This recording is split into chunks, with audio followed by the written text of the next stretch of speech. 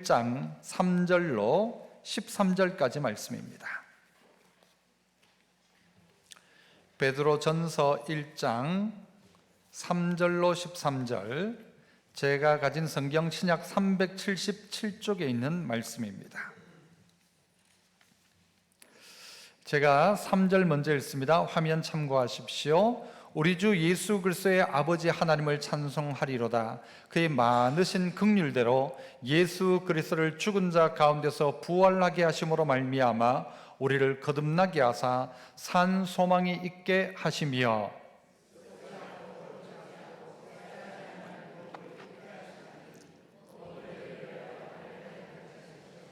너희는 말세에 나타내기로 예비하신 구원을 얻기 위하여 믿음으로 말미암아 하나님의 능력으로 보호하심을 받았느니라.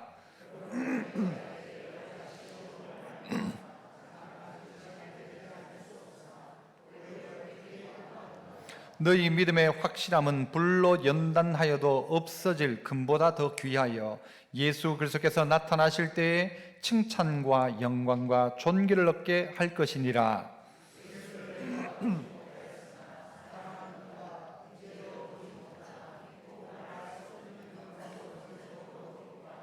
믿음의 결국 곧 영혼의 구원을 받음이라.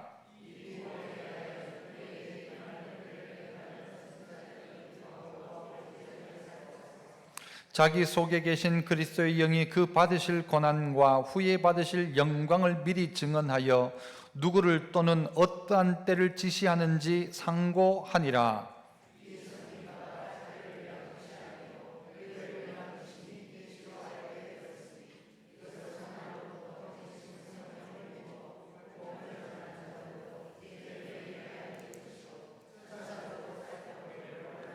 같이요. 그러므로 너희 마음의 허리를 동이고 근신하여 예수 그리스도께서 나타나실 때에 너희에게 주실 은혜를 온전히 바랄지어다.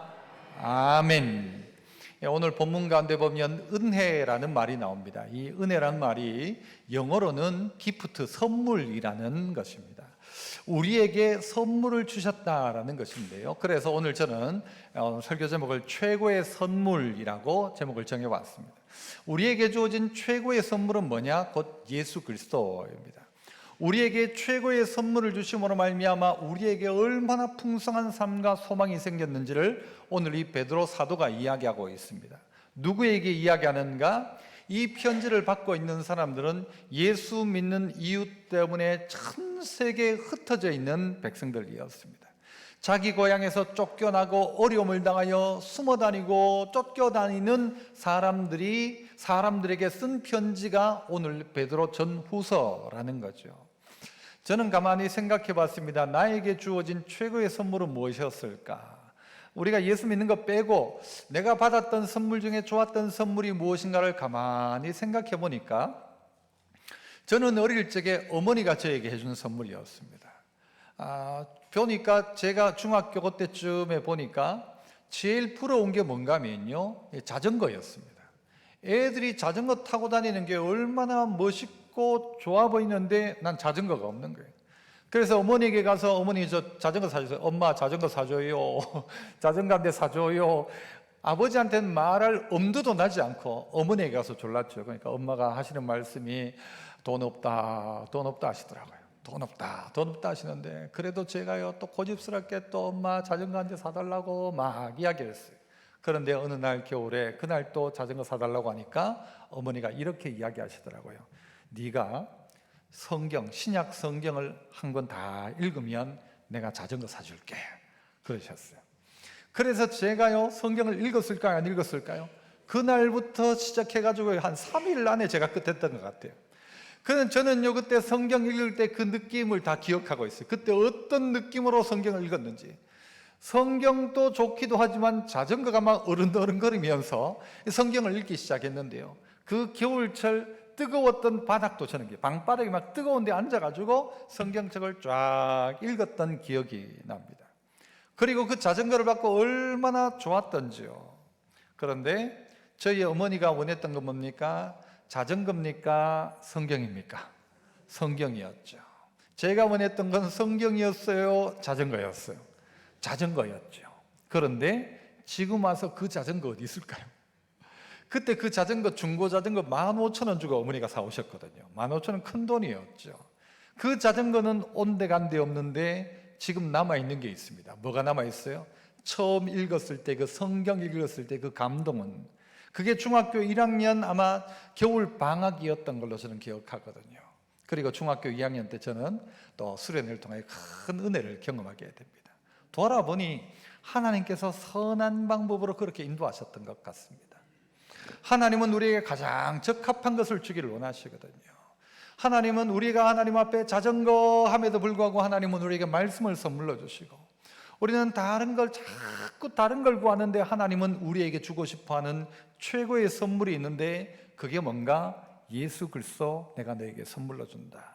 아니, 내가 너희한테 예수, 내 아들, 내 사랑하는 독생자 예수를 줄 정도인데 다른 걸 뭘 아끼겠냐? 이 성경의 가르침인 것입니다. 그래서 오늘 이 아침 가운데 예수님을 우리 가운데 주심으로 말미암아 우리에게 나타나는 은혜가 무엇인지, 구체적으로 우리에게 주어진 선물이 무엇인지를 몇 가지를 좀 찾아봤으면 좋겠는데요. 그 첫 번째는요, 따라서 해봅시다. 예수님의 부활로 산 소망을 주심. 여러분 3절부터 보시면요, 우리 주 예수 그리스도의 어떤요? 아버지 하나님을 찬송하리로다 그래요.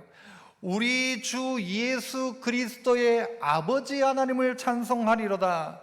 그의 많으신 긍휼대로란 말은 뭔가 하면요, 이게 뭔가 잘못해 한 대 얻어맞아야 되는데 도리어 용서해주고 사랑해주는 게 긍휼이에요. 그의 많으신 긍휼대로 누구를 보내셨어요? 예수 그리스도를 죽은 자 가운데서 부활하게 하심으로 말미암아, 그 다음 우리를 어떻게 하신대요? 우리를 거듭나게 하사 뭐가 있도록? 산 소망이 있게 하시며, 산 소망이 있게 하시고, 더 나아가 4절, 썩지 않고 더럽지 않고 쇠하지 않는 뭐를요? 유업을 있게 하시니. 누구를 위한 것이다? 너희를 위하여 하늘에 간직하신 그것을 내가 너희에게 선물로 준다. 예수 그리스도의 부활과 함께 우리에게 뭐예요? 산 소망을 주시고, 그로 말미암아서 우리에게 유업을 잇도록 하신다. 이게 하나님이 우리에게 말씀하고 있는 내용인 것입니다. 어떤 하나님이신가? 이 하나님은 놀라운 하나님이시죠. 우리에게 꼭 필요한 것들을 주시는 하나님이시죠. 저는 아침에 여기 딱 올라오니, 강단에 오니까요, 꽃향기가 샥 나는 겁니다. 여러분 혹시 그 자리에서 납니까? 안 나시죠? 이쪽에 와보세요. 맞추고 한번 와보세요. 꽃향기를 맡으면서 어떤 생각을 했는가 하면요, 우리에게 코를 주신 하나님 감사하고, 이 꽃향기를 맡으면서 와 너무 좋다라고 느끼도록 이 좋은 향기를 주신 하나님께 감사하는 겁니다. 이 코만 줘도 되는데요, 숨 쉬도록. 그런데 향기를 맡게 하신다는 거예요. 향기를. 그리고 이 좋은 향기를 누가 만들어 놨어요? 하나님이 만들어 놨단 말이에요. 누구 때문에? 누구 맡으라고? 저 맡으라고. 그래서 저보고 더 많이 맡으라고 꽃을 어디 갖다 놨어요? 특별히 여기 갖다 놓은 거예요. 그러니까 저는 이 향기를 맡고 있는 거죠. 야, 꽃을 만드신 하나님을 찬양하고, 향기를 주신 하나님을 찬양하고, 향기를 맡을 수 있는 코를 내게 주신 하나님을 찬양하고, 이 놀라운 하나님이시죠. 그 하나님이 우리에게 가장 적합한 걸 만들어 놓으셨다는 것이죠. 공기를 만들어 놓으셨고, 산천을 만들어 놓으셨고, 우리의 귀에 아름다운 소리를 듣고 그것이 아름답다고 느끼도록 이렇게 만든 하나님을 찬송하는 것이죠. 야, 하나님 놀라우시다. 그 하나님이 우리에게 가장 적합한 것을 다 선물로 주셨단 말이죠. 얼마나 좋은 것들을 주셨는지 몰라요. 어제 저는요, 저녁에 집사람이 요리를 하다가 무를 하나 탁 제 입에 딱 물려주는데요, 무를 먹으면서 이야 참 맛있다. 무를 먹으면서 그럴 때 있지 않습니까? 그죠? 너무 맛있는 거예요. 야, 우리에게 이런 먹을거리를 주신 하나님, 내가 이 무를 좋아하게 하신 하나님, 이 좋은 무를 우리 가운데 공급해 주신 하나님, 너무 좋은 거죠. 그런데 그 하나님께서 우리에게 모든 적합한 것을 선물로 주시는데, 최고의 선물로 준 게 뭐냐? 예수님을 우리에게 선물로 주셨다는 것입니다. 어떤 예수님을 주셨는가? 죽음에서 부활하신 예수님을 선물로 주심으로 말미암아 절망 속에, 억울함 가운데, 불쌍한 인생들 가운데, 내일이 없는 인생들 가운데 뭘 주시는가? 산 소망을 주셨다. 산 소망, 살아있는 소망. 저는요, 이 산 소망을, 저는 한국말이 너무 좋다고 하잖아요. 이 말장난을 해보면 산 소망은 살아있는 소망이 원래 성경적 의미예요. 그런데 이 산 소망을 다르게 생각해 보면요, 돈 주고 산 소망이에요. 값을 치르고 산 소망이에요. 우리한테는 이 소망을 가질 수 없었는데 예수님이 십자가에 죽으심으로 그 값 치루어서 산 소망. 그 다음에는요, 이것은 우리에게 살 소망이에요. 살 소망. 죽었던 우리, 끝났던 우리, 소망 없던 우리에게 살아날 수 있는 소망, 내일에 대한 소망을 우리에게 주셨다. 무엇을 통해서? 예수님이 죽으시고 3일 만에 부활하심으로 말미암아서 우리에게 이 소망을 주셨다. 소망뿐이냐? 그것이 아니라 예비하셨던 그 하늘의 유업을 이어받도록 하셨다. 야, 유업을 잇도록 하셨다. 그 유업은 어떤 것이라고 했습니까? 4절 다시 보시면 썩지 않는 유업, 더럽혀지지 않는 유업, 쇠하지 않는 유업을, 그 놀라운 유업을 주신다는 게, 다른 거 다 없어지고 사라져요. 제가 그때 그렇게 원했던 자전거 지금 어디 있을까요? 몰라요. 저는 관심 있을까요? 관심도 없어요. 그거는 왜요? 사라질 것, 없어질 것이에요. 지나가면 소망 없는 것 말고 진짜 이어받을 유업, 진짜 사라지지 않고 쇠하지 않는 유업, 이것을 너희로 잊게 하셨다. 이게 예수님 부활 없이는 우리에게 주어지는 것이 아니라는 것이죠. 어떤 그 할머니가 있었어요. 이 할머니는 보니까 늘 즐거워하고 기뻐하는 거예요. 그래서 단골 손님이 와가지고 물었어요. 이 할머니는 어떻게 그렇게 걱정, 근심이 없습니까? 하니까 할머니 대답이, 아이고 천만에요. 근심, 걱정이 없는 사람이 어디 있습니까? 내게도 고통스러운 일, 짜증나는 일, 걱정스러운 일이 참 많이 있죠. 그러니까 또 손님이 물었어요. 그런데 그렇다면 어떻게 그렇게 매일 즐겁게 그렇게 사십니까? 하니까 저에게는 비밀이 있습니다. 그래요. 그래, 무슨 비밀입니까? 하니까 저는 3일의 비밀이 있습니다. 3일의 비밀. 그 3일의 비밀이 뭡니까? 하니까요, 이 할머니가 대답해요. 3일의 비밀이란 문제가 생길 때마다 하나님께서 그 문제를 해결하시도록 맡겨버리고 조용히 3일을 기다리는 것입니다. 그 3일이 뭡니까? 예수님이 십자가에 달려 죽으셨다가 3일 만에 뭐 하셨어요? 부활하셨습니다. 이 문제 끝난 것 같아도, 걱정스러운 문제 같아도 3일이면 해결됩니다.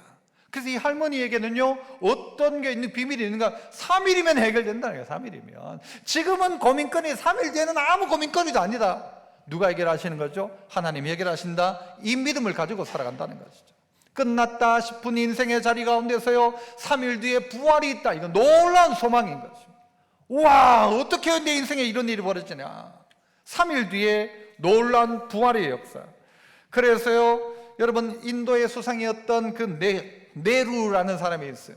인도도 우리와 비슷하게 식민 지배를 영국으로부터 받았잖아요. 그러다가 1947년 8월 15일 날 이들도 독립하게 되는데요, 이 네루라는 사람이 예수 믿는 사람 아니었어요. 그런데 이 사람이 뭐라고 이야기하는가? 지금 우리나라 역사상 그렇게 수천 년 동안 인도의 수많은 종교를 그렇게 숭배하고 살았는데 인도가 뭐가 달라졌냐는 거예요. 바뀐 게 없다는 거예요. 사람들 더 억압하고 더 힘들게 만들고 종교라는 이름을 가지고 더 박해하고 더 잔인한 인생을 살도록 만들었다는 거죠. 그런데 그가 하는 말이에요. 예수 믿지도 않았던 그가 했던 말이 뭔가 하면, 지금까지 수천 년 동안 하지 못했던 그 일들을 교회가 하기 시작했다는 거예요. 우리는 그리스도 교회가 칭송을 받아 마땅하다는 것을 인정해야 할 것이다. 교회는 세계 도처에서 인간의 짐을 덜어주려고 노력해왔고, 교회가 인간을 자극하고 이끌었던 힘은 바로 예수 그리스도의 부활이다. 그래서 그 교회가 들어오니까요, 땅을 개간하고 집을 짓고 늪지대를 메우고 댐을 건설하고 뭐 이런 일들을 하더라는 것이죠. 무엇이죠? 그 힘이 바로 부활의 힘이란, 아이고 끝났다, 내 팔자야, 안 된다, 운명에 사로잡혀가지고도 아무것도 못하고 있던 그들 가운데 아니다, 3일 뒤에 부활한다, 죽음을 넘어선다, 이 소망이 산 소망, 값주고 산 소망, 살아날 소망을 누가 주셨는가? 예수 그리스도의 부활로 우리 가운데 주셨다라는, 이게 얼마나 큰 선물입니까? 우리는 이것을 놓치지 말아야 하는 것이죠. 히브리서 2장 14절에 자녀들은 혈과 육에 속하였음에 그도 또한 같은 모양으로 혈과 육을 함께 지니심은 죽음을 통하여 죽음의 세력을 잡은 자 곧 누구를요? 마귀를 멸하시며, 15절 또 죽기를 무서워함으로 어떻게 해요? 한평생 매여 종노릇하고 있는 불쌍한 인생들을 어떻게 해요? 놓아주려고 하십니다. 죽음에 매여가지고는요, 끝난 인생, 무덤 속에 들어간 인생을 다시 살려내는 것이죠. 이것이 부활의 능력이다. 그래서 산 소망이다. 죽는다고 끝나는 것 아니다라는 것이죠. 죽었다고 끝난 것도 아니다라는 것이죠. 그 위에 세우신다. 이 성경이 누구를 향하여 썼다고요? 이 흩어져 있는 12지파예요. 예수 믿는 이유 때문에 전 세계 각지로 흩어져서 숨어 다니고 도망 다니고 있던 그리스도인들, 그들에게 너희들 두려워하지 마라, 걱정하지 마라, 너희에게 산 소망이 있다. 하나님이 보내셨다. 그 아들 보내셔서 너희에게 부활의 산 소망을 주셨고, 그리고 너희가 유업을 잇도록, 너희를 위하여 유업을 잇도록 하신다. 이 소망 붙들어라. 이것이 우리에게 준 첫 번째 선물입니다. 산 소망과 유업. 그래서요, 우리 알고 있는 존 뉴턴이라는 사람이 있지 않습니까? 이 사람이 나 같은 죄인 살리신이라는 찬송을 지었죠. 이 사람은 원래 노예선 선장이었지 않습니까? 잘 알고 있는 대로. 그 노예들을 붙들어다가는요, 노예를 팔아먹는 거예요. 사람을 팔아먹는 거예요. 따지고 보면 그냥 요즘 말로 인신매매죠. 인신매매. 사람 잡아가지고는 그거 막 그물로 잡아가지고는 사람들 납치해가지고는 결국 데리고 가는 거죠. 그런데요, 이 노예선으로 영국으로 데리고 가고 막 할 때 그 뱃속에서 수많은 노예들이 죽는답니다. 그 사람을 사람 대접을 안 하는 거예요. 그냥 짐승처럼 대접하는 거였죠. 그러니까 노예선 선장이라고 하면 이건 제일 나쁜 놈이에요. 제일 나쁜 놈. 그런데 어느 날 그 배가 가다가요, 11일 동안 배가 풍랑을 당하게 되었답니다. 그래가지고 난리가 난 그때에 어머니에게 들었던 성경 말씀이 기억나게 된 겁니다. 다른 성경도 있지만, 여러분, 너희가 갈지라도 좋은 것을 자식에게 줄 줄 알거든 하물며 너희 하늘 아버지께서 구하는 자에게 성령을 주지 않겠느냐라는 이 성경 말씀을 붙들고는요, 기도하기 시작했어요. 주여, 우리에게 자비를 베풀어 주십시오. 우리를 살려 주십시오. 그리고 이 사람이 회심하게 된 겁니다. 그럼 나중에 어떻게 합니까? 나중에는요, 윌버포스라는 사람과 함께 노예 해방 운동을 하기 시작하고요, 나중에는 이 뉴턴이 뭐가 됩니까? 목사가 되게 됩니다. 그리고 그 사람이 이 찬양, 나 같은 죄인 살리신, 여러분 어찌 보자면요, 노예선 선장, 인신매매범, 그런 인생을 살았다면요, 소망 없는 인생이에요. 그냥 그렇게 살다가 죽어가도 아무 말도 할 것 없는 인생이었는데, 그분이 주님을 만나자 인생이 바뀌기 시작하는 것입니다. 우리 모두가 어떤 인생입니까? 죽어가던 인생, 죽었던 인생, 소망 없던 인생, 불쌍한 인생, 억울한 인생. 그런 우리가 누구 만나서요? 예수님을 만남으로 말미암아 어떻게 바뀌기 시작한다고요? 소망이 있는 인생으로 바뀌며 산 소망을 가지고, 그리고 엄청난 그 유업을 이어받는 자로 바꿔주신다. 이게 우리라는 것이죠. 그러니까 여러분, 이게 허황된 어디 하늘의 소리가 아니라 지금 이 편지를 받고 있는 이들은요, 지금 당장 내일 어떻게 될지 모르는 인생을 살고 있어요. 그들에게 이야기를 하고 있는 것입니다. 너에게 산 소망이 있다. 그거 꼭 붙들어라. 두 번째는요, 한번 더 따라합시다. 예비하신 구원을 위해 어떻게 하신대요? 보호하신다. 그 구원을 위해서 어떻게 하시는가? 우리를 보호하신다. 이게 두 번째 선물입니다. 성경을 한번 보시죠. 5절부터 보시면, 너희는 말세에 나타내기로 예비하신 구원을 얻기 위하여 믿음으로 말미암아 하나님의 능력으로 뭘 받았대요? 보호하심을 받았느니라. 너희는 그 구원을 위해, 예비하신 구원을 위해 하나님의 능력으로 보호를 받았다는 것이죠. 나는 내 힘으로, 내 능력으로 버티고 있는 줄 알았어. 그런데 뭐가 있었는가? 하나님의 능력에 보호하심이 있었다라는 것을 알라는 것이죠. 여러분, 우리나라 사극도 보면은 세자가 딱 있지 않습니까? 세자가 어디 딱 그냥 평상복을 입고 딱 어딘가를 다니면 누가 있어요? 호위무사가 있지 않습니까? 그래서 딱 어디 가다가 불량배를 만나거나 어려움을 당하면 여러분, 이 호위무사가 어디서 나타납니까? 주로 어디서 나타나던가요? 사극에는 하늘부터 펄쩍 뛰어가지고 도포자락을 휘날리면서 탁 내려가지고는 창창창 3번 하면 3명 죽습니다. 이게 호위무사예요. 나는 혼자라고 생각하고 길을 가고 있는데 위험한 상황이 되면 나는 어떨 때 알지도 못해요. 그런데 이미 죽어 있어. 이미 정리가 다 되어 있어. 하나님의 보호 프로그램 속에 들어가 있다. 누가? 너희는 이란 말이죠. 하나님의 놀라운 소망 부활의 주님을 만난 그들을 하나님이 뭐 하신다? 보호하신다. 난 몰랐어요. 그런데 이미 보호가 시작된 거예요. 나는 몰랐어요. 그러나 하나님은 날 보고 계셨던 것이죠. 그래서 어떻게 될까 싶어서 부모가 싹 막아주죠. 가려주죠. 여러분, 그런 적 있지 않습니까? 애들이 땡볕에 있으면 여러분 어떻게 해요? 그 땡볕에 서 있을 수밖에 없는 상황이면 여러분이 어느 쪽으로 가요? 햇볕 쪽으로 갑니까? 햇볕 반대쪽으로 갑니까? 햇볕 쪽으로 딱 가서 어떻게 만들어줘요? 애를? 그림자를 딱 만들어요. 얘가 알까요? 모를까요? 모르지. 지가 뭘 알아요. 그냥 그런 줄 알지 그냥. 그런데 알고 보니 부모님은 늘 어디에 서 있었는가? 내게 그늘이 되어주신 거예요. 다 이놈이 알려면 멀었어요. 지도 자식 낳아봐야 그제서야 알죠. 아, 이게 그냥 그늘이 아니었구나. 그냥이 아니었구나. 하나님의 보호가 있었구나라는 사실을 우리가 깨닫게 되어진다는 것이죠. 그래서요, 우리의 인생 가운데 하나님의 놀라운 도우심은 어떻게 나타나는가? 고린도후서 2장 14절, 항상 우리를 그리스도 안에서 이기게 하시고 라고, 항상 우리를 그리스도 안에서 이기게 하신다. 어떻게 했어요? 도와주니까 이기는 거죠. 도와주기니까 어떨 땐요, 피할 길을 허락하시고 이길 힘을 허락하셔서 그 길을 걸어가게 하시는데, 나는 내가 잘나서 그런 줄 알았더니 알고 봤더니 하나님의 보호가 시작되었던 거예요. 하나님의 보호 프로그램이 시작되었던 거예요. 우리나라에도 증인 보호 프로그램이란 게 있습니다. 특별히 외국 미국 같은 경우에 보면요, 증인 보호 프로그램은 엄청나죠. 그래서 이 증인을 보호해야 된다라고 생각하면 이 사람 이름도 바꿔주고 여러분 직업도 새로 주고 다른 동네에 정착도 시켜주고 이러면서요, 이 증인을 끝까지 보호합니다. 이 증인 한 명을 위해서 나라가 움직입니다. 그런데 오늘 우리도 똑같은 것입니다.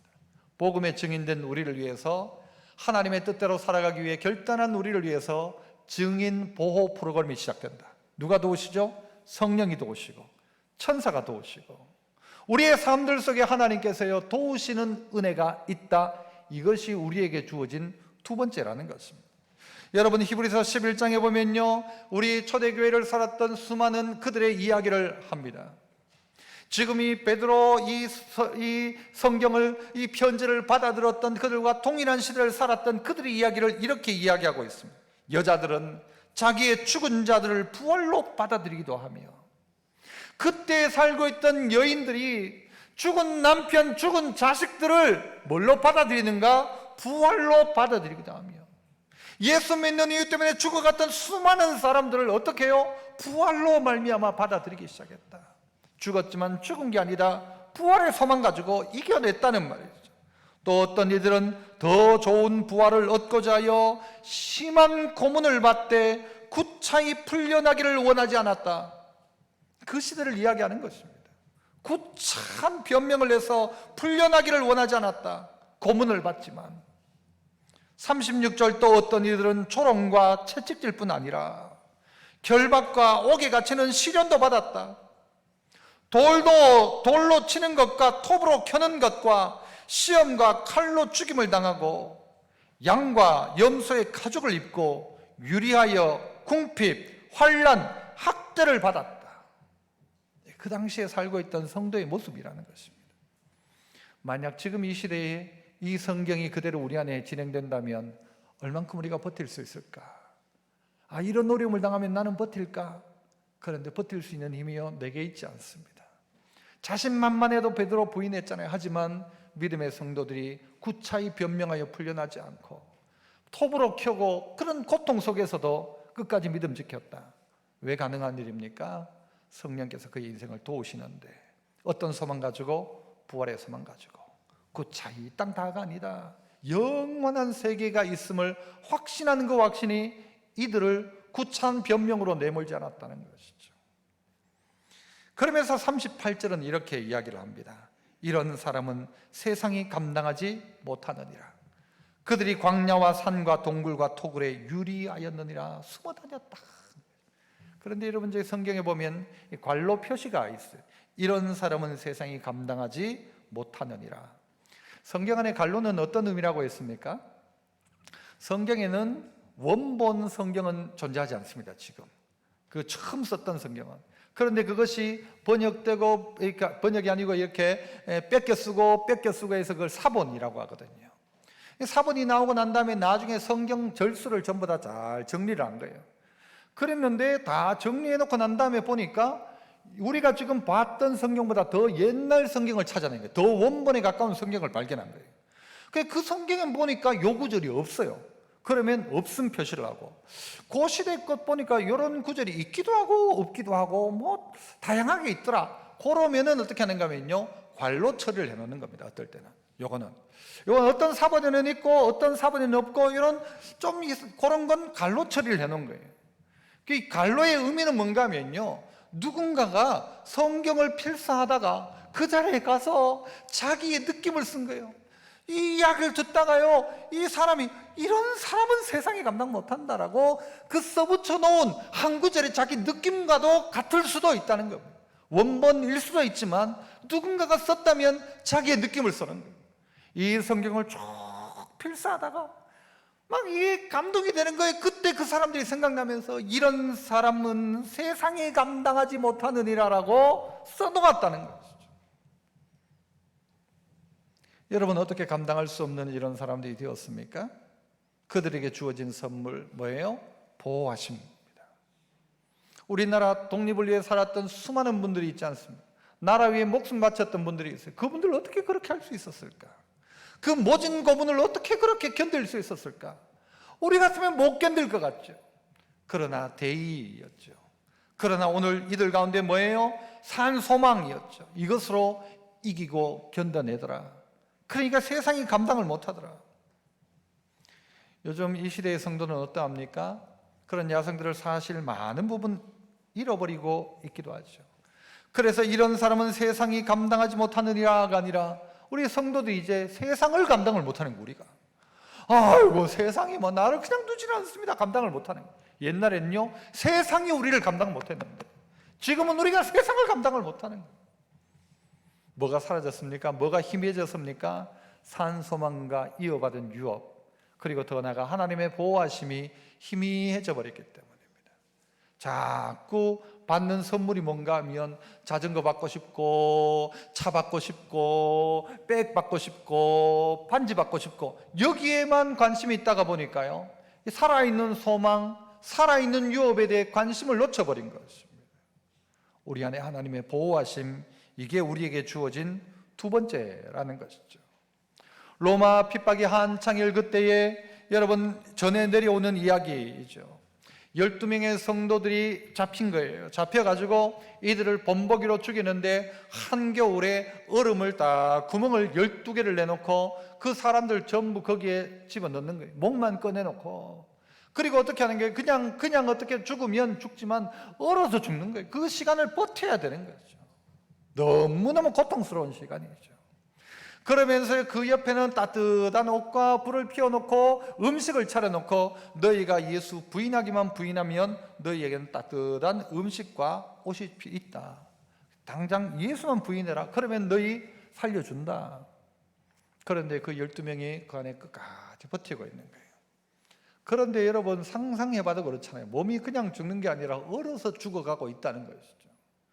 그중 한 명이 도저히 못 참겠다고 나 예수님 부인한다 하면서 뛰쳐나왔습니다. 뛰쳐나왔는데 그 전에 내려오는 이야기가 그런 거예요. 딱 뛰쳐내려오는데 로마 군인이 딱 하늘을 보니까 천사가 12천사가 하나씩 면류관을 가지고 오는 거예요. 마지막 때가 되었으니까. 그래가지고 12명의 천사가 쭉 내려오다가 한 명이 배반하고 뛰쳐나가니까요, 이 천사가 다시 그 면류관을 들고 하늘로 싹 올라가더래요. 그러자 로마 군인 하나가 벗고는 뛰어들어서 내가 예수 믿겠다고, 내가 예수 믿겠다고. 그런 이야기가 전해 내려져 옵니다.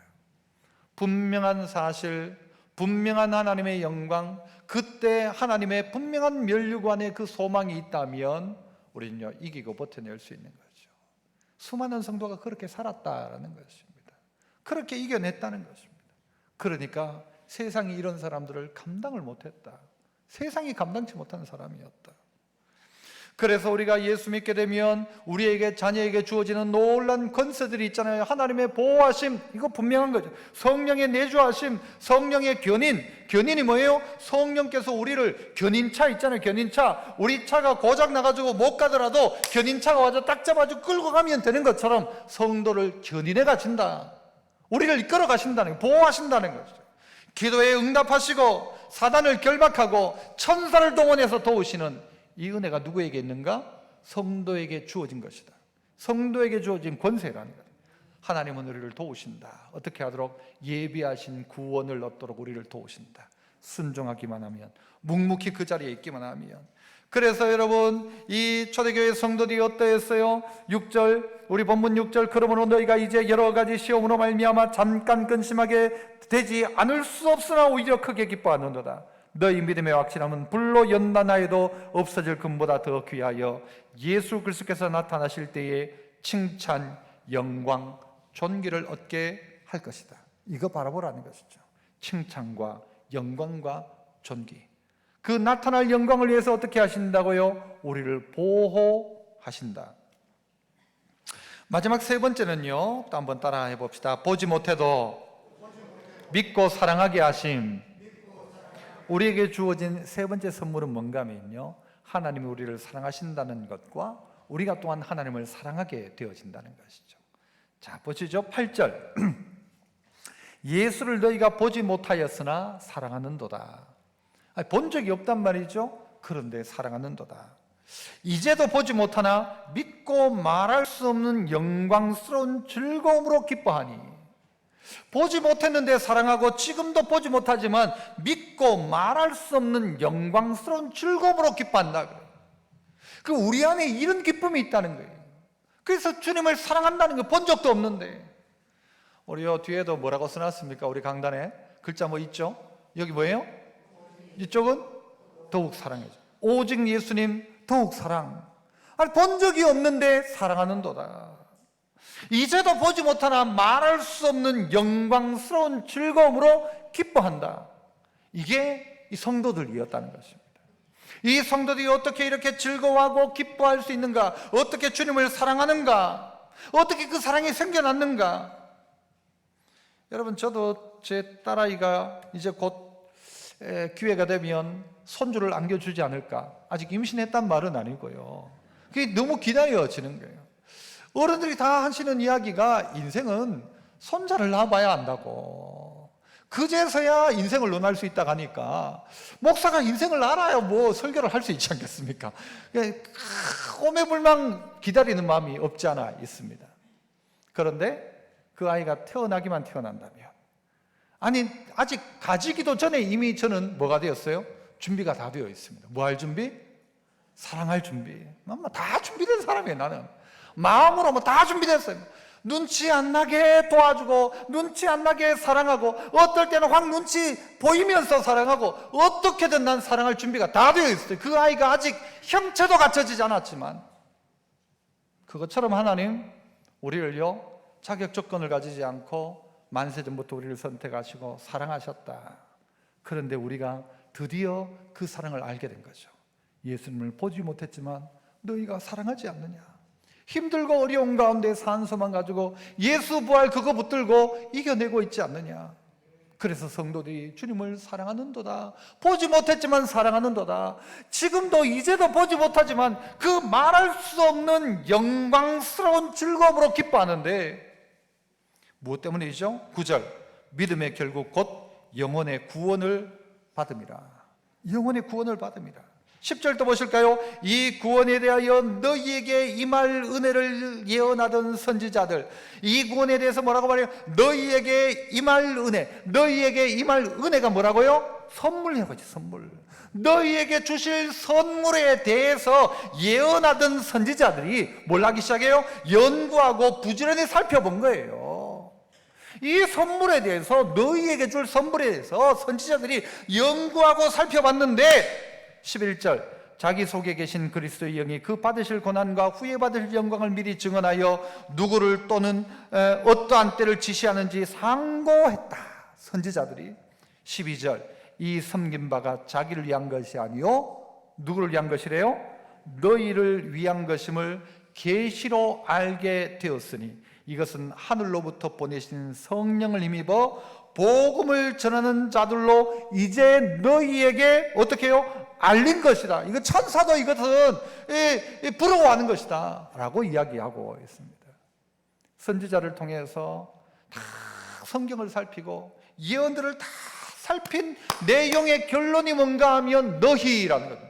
알고 봤더니 너희들 때문에 예수님 오셨더라. 알고 봤더니 우리 때문에 예수님 십자가 지셨다. 알고 봤더니 그 하나님께서 우리를 보호하고 계셨다.